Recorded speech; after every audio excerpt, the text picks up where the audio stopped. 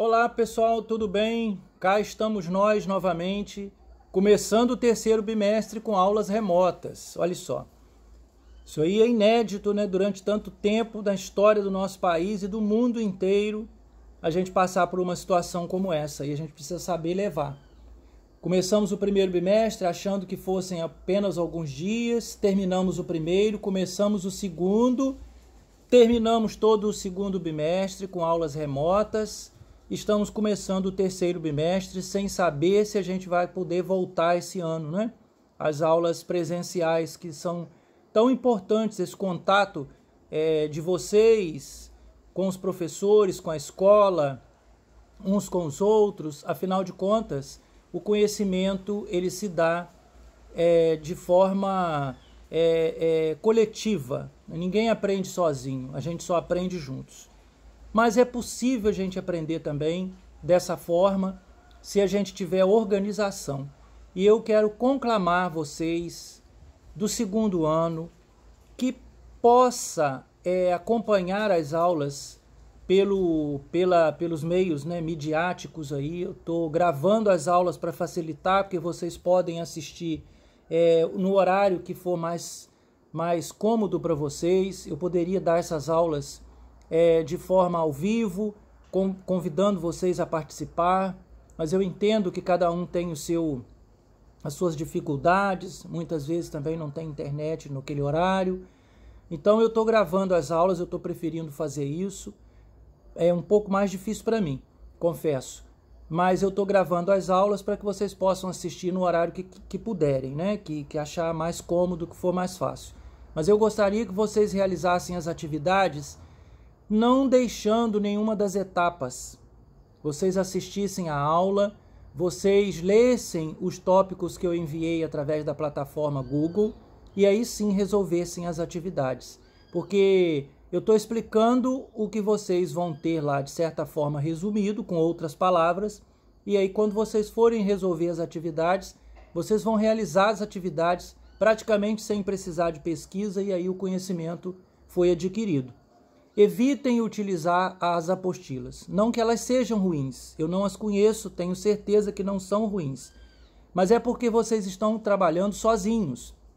Não está havendo um feedback. Não tem ninguém corrigindo essas apostilas. E aqui a gente tem esse feedback.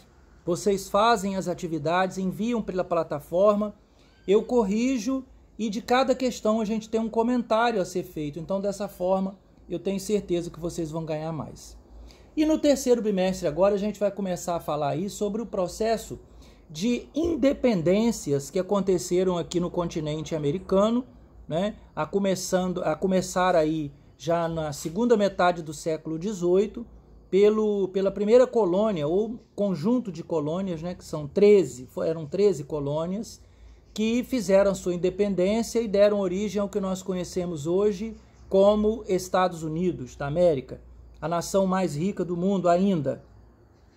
Nós vamos, a princípio, enumerar, né, explicando quais foram as causas gerais ligadas aí a esse processo de independência da América como um todo, porque nesse bimestre a gente vai falar sobre a independência dos Estados Unidos, como surgiu, a independência da América Espanhola, as regiões que foram colonizadas pela Espanha, e por fim a gente vai falar sobre o processo da independência do Brasil, né? De uma forma geral, o que faz esses colonos, né, essas regiões que eram colônias, lutarem por suas independências, elas estão muito ligadas a fatores que são comuns, né? São fatores semelhantes a todos eles. Claro que cada caso é um caso. A gente sabe aí, por exemplo, vamos começar a discutir hoje a independência dos Estados Unidos. As 13 colônias, elas tiveram no seu processo de formação uma certa autonomia econômica, autonomia política. A gente vai perceber isso daí. Eu vou ler até aqui um trecho para vocês aqui de uma carta que foi escrita pelo primeiro grupo de colonizadores da região, primeiro grupo de ingleses, colonizadores da região onde hoje são as 13 colônias, que desembarcaram em 1630, né, numa embarcação chamada Flor de Maio, a Mayflower, e que dá origem ali ao início, a gente pode chamar ali o início de colonização da América do Norte, as 13 colônias que vão originar ali nos Estados Unidos, né? Então a gente tem, por exemplo, aí a questão do desenvolvimento, da exploração dessas colônias. De certa forma, a independência dos Estados Unidos, ela só começa a ser pensada, né, quando os ingleses começam a explorar. De uma forma geral, a gente vai perceber também que o desenvolvimento econômico dessas colônias pode ser considerado um fator relevante em todas as colônias para o processo da sua independência. A gente pode perceber também que a gente pode apontar, aí já não estou dizendo com relação às 13 colônias, né, aos Estados Unidos, mas as demais colônias a gente pode colocar aí que a Revolução Industrial Inglesa foi um fator preponderante, foi um fator importante que ajuda a gente aí a entender a independência dessas regiões. Isso por quê?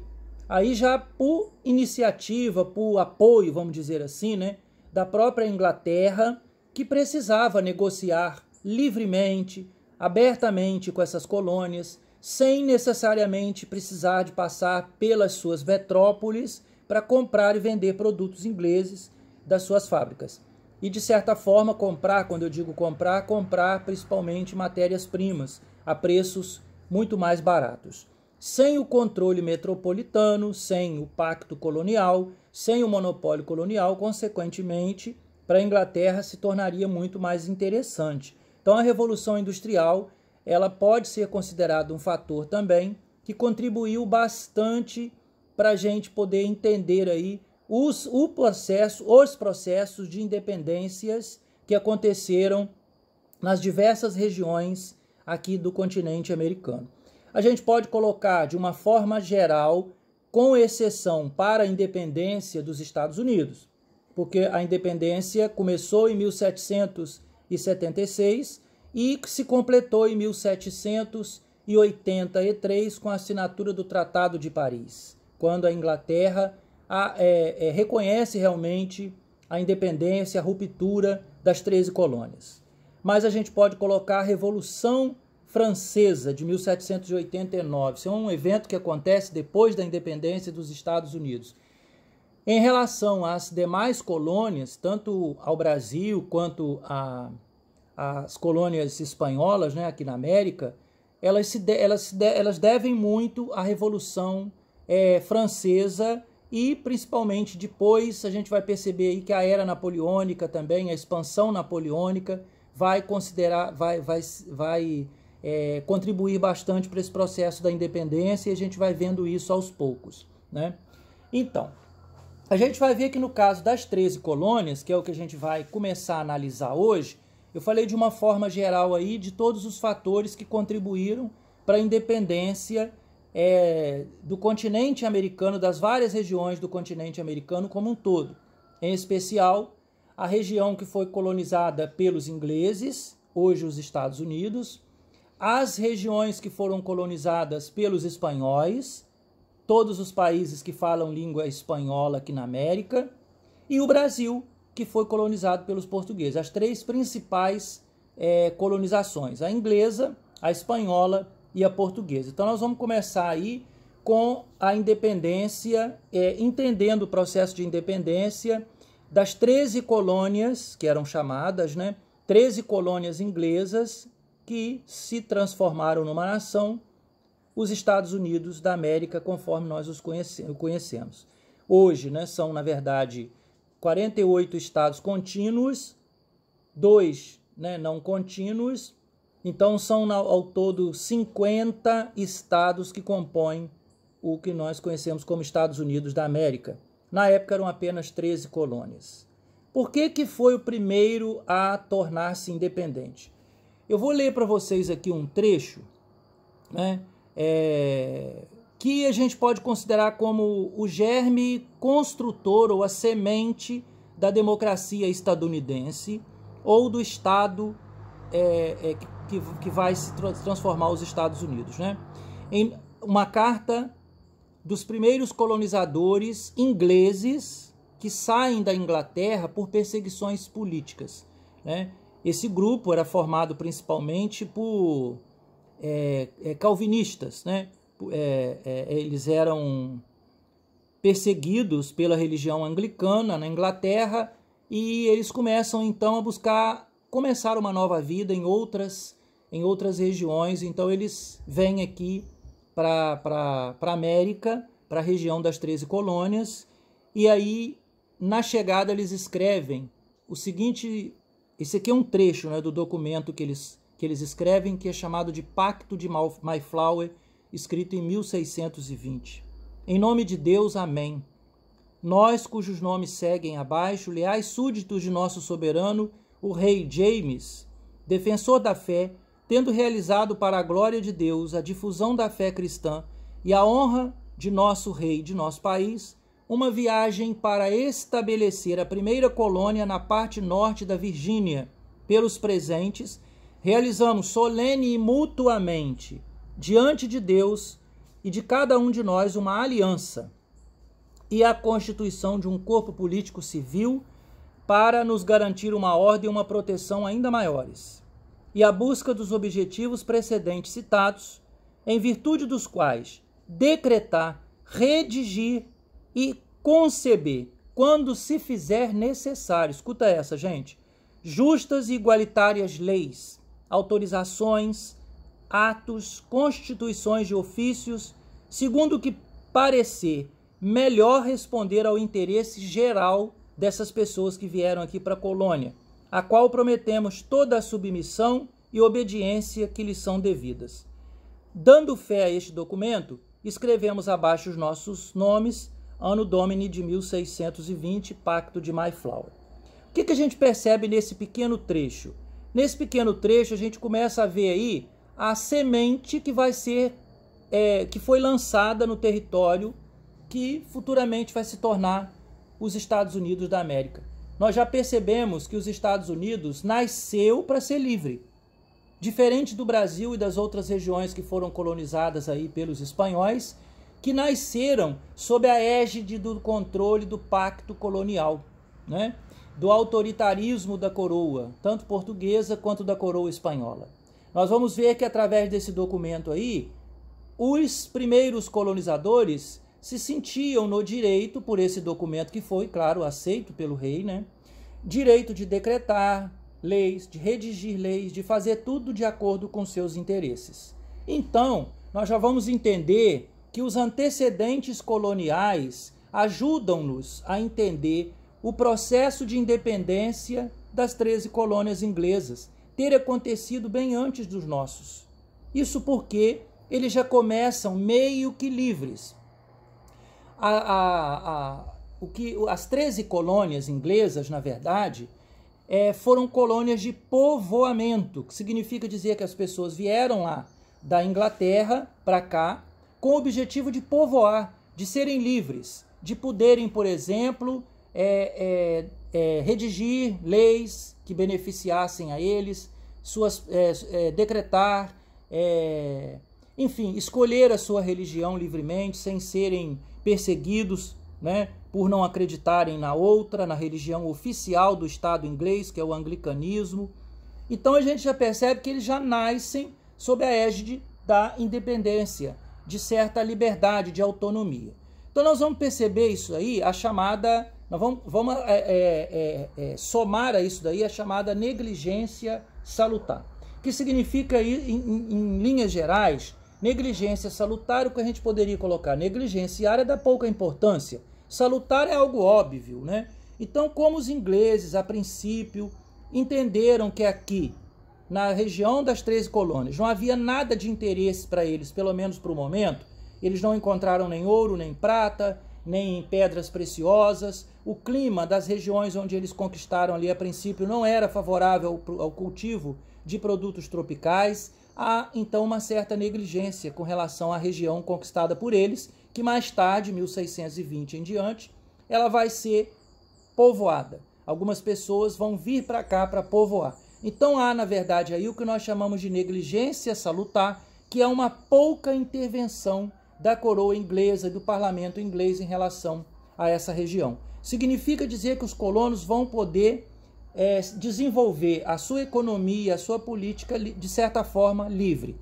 Não significa que eles não pertencessem à Inglaterra. Não significa dizer que eles não precisassem pagar impostos. Mas significa dizer que até um certo grau de desenvolvimento econômico, até um certo grau de autonomia política era permitido a eles. Nós podemos acrescentar a isso daí o que nós chamamos também de comércio triangular. Observa, o triângulo, né? Isso de uma forma geral, né? De uma linha geral, o que eu vou explicar aqui ajuda a entender, mas não é tudo. Por exemplo, os norte-americanos, os colonos ingleses aqui na América, eles tinham autonomia de comprar o açúcar onde fosse mais barato. A Inglaterra ela tinha o açúcar britânico, mas eles compravam açúcar das Antilhas holandesas, que era mais barato. Fabricava, por exemplo, o rum, e eles vendiam esse rum livremente, sem nenhum monopólio inglês. Não pagavam nenhum imposto? Não, pagava, mas não havia o monopólio inglês sobre a venda a compra do açúcar, a produção do rum, por exemplo, que é uma bebida alcoólica que depende do melaço, e a revenda desse produto no comércio europeu. Então havia, na verdade, para os norte-americanos, essa liberdade através do comércio triangular. O que acaba com isso? Por que os norte-americanos estavam muito bem, obrigado? Porque até então é como se você cria um filho até a idade de 18 anos e depois você livre. E depois você resolve, então, colocar uma coleira nele. Ele não vai gostar mais disso. Ele vai brigar. Os norte-americanos, os colonos, brigam com a Inglaterra e querem a separação, a ruptura, a partir do momento que o governo inglês começa a criar novas leis para que novos impostos para que eles venham a pagar. E sem a anuência dos colonos. O parlamento vota essas leis sem a anuência, sem o consentimento dos colonos que irão pagar esses impostos. Por que a Inglaterra faz isso? Vamos entender. A Inglaterra passou por diversas brigas, diversas guerras, muitas guerras, né? E ela estava precisando de aumentar os impostos para poder compensar todas as despesas que ela teve nessas guerras. Não vou citar todas as guerras, mas eu vou dizer de pelo menos uma. A Guerra dos 7 Anos, que foi a mais, digamos assim, pior de todas, né? a mais forte, vamos dizer que é a que durou mais, embora a Guerra dos 7 Anos foi uma guerra entre a Inglaterra e entre a França, né? A França e a Inglaterra viviam em guerra. Na Idade Média, a Guerra dos 100 Anos, que durou 116 anos. Agora, a Guerra dos 7 Anos é uma guerra também por imposição de seu poderio, de controle de rotas comerciais, enfim. A Guerra dos 7 Anos ela acontece de 1756 a 1763. Apesar da Inglaterra haver vencido essa guerra, os britânicos vencem, mas ficam com a sua economia exaurida. Então, o que eles fazem? Eles vão criar leis. A Inglaterra, o parlamento, vota leis, né, sem a anuência dos norte-americanos. Essas novas leis inglesas restritivas que vai ser o pivô da situação. Os norte-americanos não aceitam essas leis, né?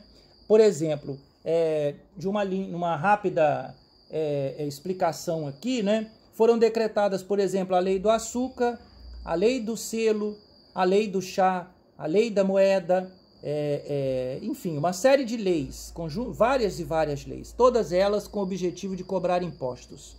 A lei do chá, por exemplo, né, monopolizava o comércio de chá que os norte-americanos faziam diretamente com a China, comprando e revendendo esse chá.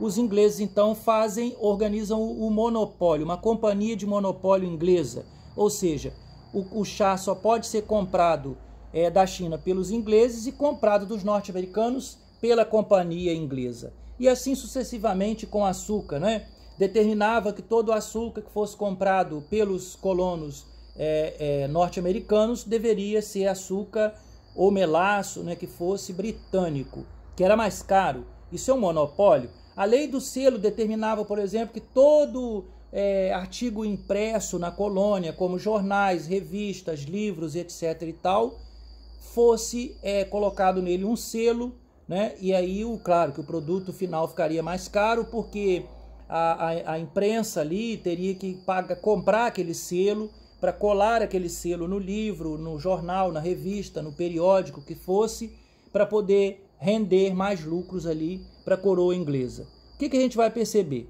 Eles estavam acostumados a uma certa liberdade, né? E eles perdem essa liberdade porque eles foram obrigados a aceitar isso daí, que na verdade eles não aceitam, né? Isso é lançado a eles, mas eles não aceitam. Há uma recusa dos colonos em aceitar todas essas leis restritivas que foram aí criadas pela Inglaterra. Então o que nós vamos perceber?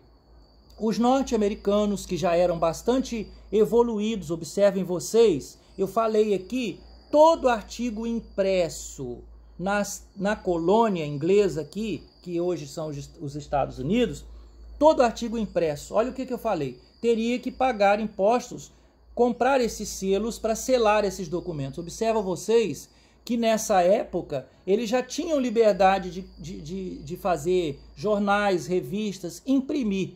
Aqui no Brasil, por exemplo, havia uma restrição.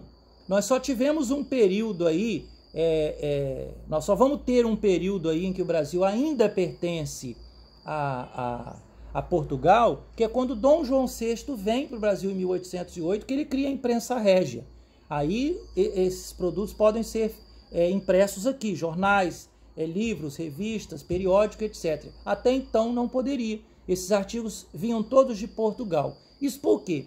Porque não era qualquer coisa que você poderia escrever. Então observem, galera, que os colonos ingleses tinham muito mais liberdade do que os colonos espanhóis aqui na América, vamos dizer assim, ou os colonos portugueses aqui no Brasil, né? Eles tinham bem menos essa liberdade. Os colonos ingleses, então, claro, eu estou falando aqui da alta burguesia, daquelas pessoas que já tinham assim, um poder aquisitivo melhor, que tinham assim, um conhecimento intelectual muito grande, eram leitores ávidos aí da literatura, da filosofia iluminista, né, que também não era proibida de ser lida nas 13 colônias. Eles então se reúnem no que ficou conhecido na história como primeiro Congresso da Filadélfia, né, e eles então decidem naquele congresso por não acatar as leis inglesas, né? O que acontece com relação a isso?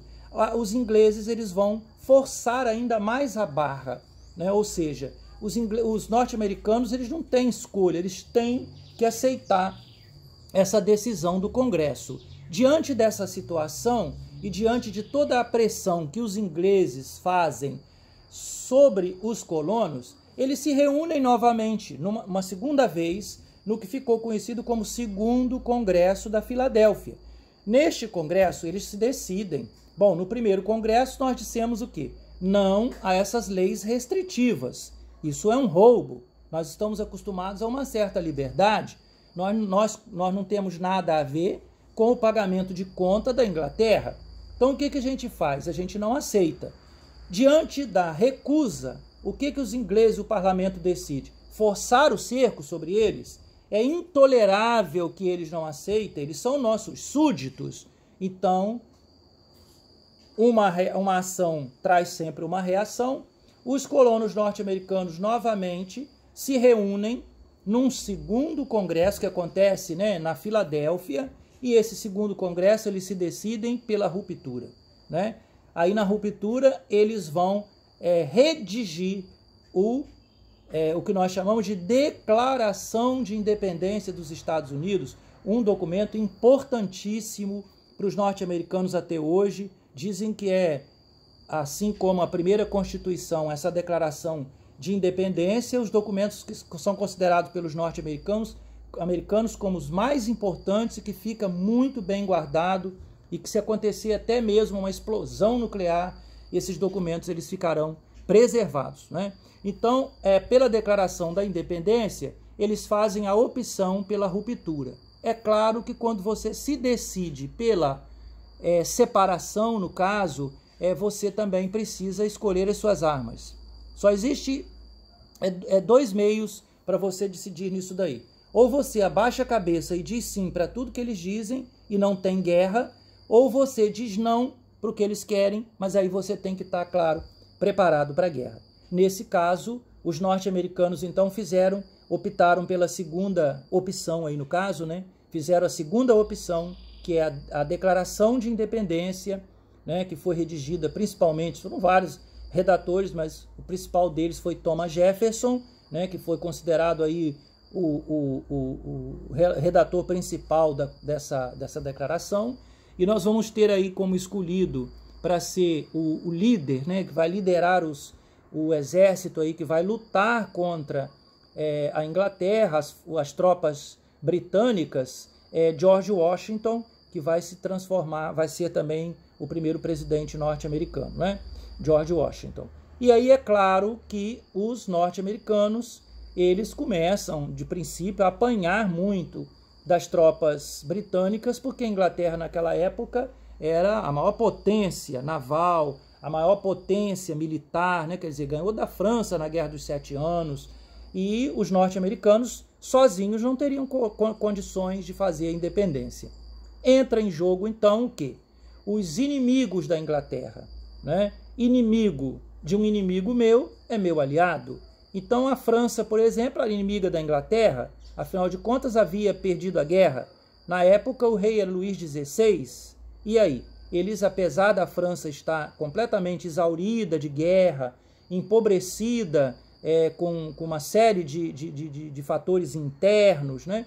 Ela entra para ajudar os norte-americanos, porque o sonho dos franceses, né, eu estou dizendo aí principalmente dos dirigentes, era ver a economia inglesa derrotada, né? E seria uma grande derrota perder essa colônia. Nós vamos ver também aí os espanhóis, que eram inimigos históricos da Inglaterra. A Inglaterra roubou muito dos espanhóis, principalmente a prata que os espanhóis tiravam aqui na América, era roubada no meio do caminho por corsários, por piratas, né? Os corsários, eles eram financiados, oficialmente eram piratas, né? Mas eram chamados de corsários, ligados diretamente ao governo da Inglaterra. Mas os piratas também, por sua vez, acabavam dividindo parte, né, desse espólio com a coroa inglesa. Então eles eram bem-vindos, esses piratas, e roubavam muito das riquezas que os espanhóis tiravam. Então os espanhóis também vão ajudar nessa luta. Então, a princípio é isso, galera. Nós vamos ver aí, são coisas básicas para a gente entender. Primeiro, vocês vão voltar essa aula para vocês virem lá no início por que os Estados Unidos vão se tornar a primeira nação independente da América. Isso tem tudo a ver com esse processo de uma certa liberdade e autonomia que eles têm, e que essa semente é plantada desde 1620 com o Pacto de Mayflower, né? Uma certa independência, uma certa autonomia política e econômica que eles vão ter. E depois com o fato, né, de que os ingleses resolvem apertar o cerco com leis restritivas, depois de tanto tempo ter permitido que esses colonos andassem com suas próprias pernas, eles agora resolvem puxar o cerco. E aí eles não aceitam, eles já são bastante desenvolvidos economicamente, né? As 13 colônias eram bastante desenvolvidas economicamente e também intelectualmente, e aí eles fazem a independência deles. Claro que essa independência vai custar muitas vidas, vai custar muito dinheiro. A independência dos Estados Unidos, assim como a independência das colônias espanholas, que a gente vai ver, a gente vai perceber muita luta, muita guerra, diferente da independência do Brasil, que na hora certa a gente vai perceber que ela foi muito mais uma articulação, né, de poderes políticos ali para que ela pudesse acontecer, ok? Um forte abraço para vocês, sigam aí o nosso roteiro de estudo e vocês vão conseguir. Qualquer dúvida, entre em contato comigo pela plataforma e eu vou estar respondendo a vocês, né? Talvez não na hora, mas depois eu vou lendo as questões e respondendo, ou pelo grupo também, que a gente pode estar tirando dúvidas. Forte abraço e até a próxima.